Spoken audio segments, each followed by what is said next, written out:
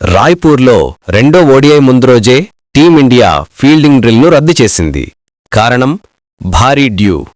అదే టీం మ్యాచ్కు వచ్చేసరికి డ్యూ ప్రభావం మీద ఏడుస్తోంది. ఇది ప్లాన్ కాదు, ఇది చేతులెత్తేసే మనస్తత్వం.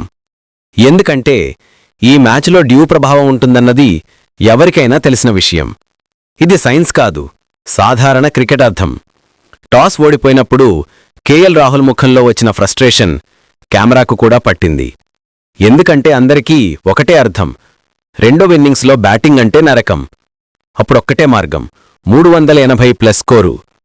లో స్కోరు పెడితే మ్యాచ్ పోయినట్టే. అసలు ఘోరమైన తప్పు team selection.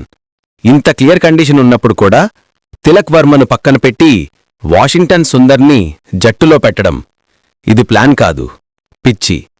Tilak Varma proper topper batter, ప్రెజర్లో రన్స్ చేసే ప్లేయర్, ఆఫ్ స్కిన్ కూడా వెయ్యగలడు. అయితే సుందర్ ఆల్రౌండర్గా పేరు, కానీ ఈ మ్యాచ్లో బౌలింగ్కు విలువే లేదు. బ్యాటింగ్లో మ్యాచ్ గెలిపించే ఆయుధం కాదు. డ్యూ ఉన్నప్పుడు స్పిన్ ప్రాధాన్యం ఉండదు. అప్పటికీ అది అర్థం కాకుండా సుందర్ని ఆడించారు. ఇది టీం తరపున తప్పు కాదు, ఇది పూర్తిగా మేనేజ్మెంట్ వైఫల్యం. ఈ ఓటమికి కారణమెవరు? ప్లేయర్లు కాదు, బౌలర్లు కాదు, టాస్ కూడా కాదు.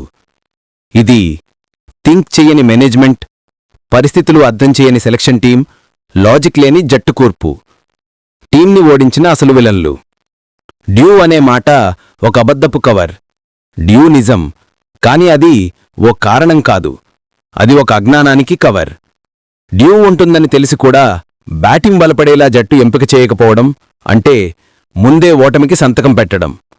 కటాక్షంగా సూటిగా, ఈ మేనేజ్మెంట్ సీట్లు మనుగడకు కాదు, సీట్లు పనితనానికి ఉండాలి. ఇలాంటి సెలక్షన్ చేస్తే కోచ్ అయినా సరే, సెలెక్టర్ అయినా సరే, డైరెక్టర్ అయినా సరే ప్యాకప్ చేయాల్సిందే.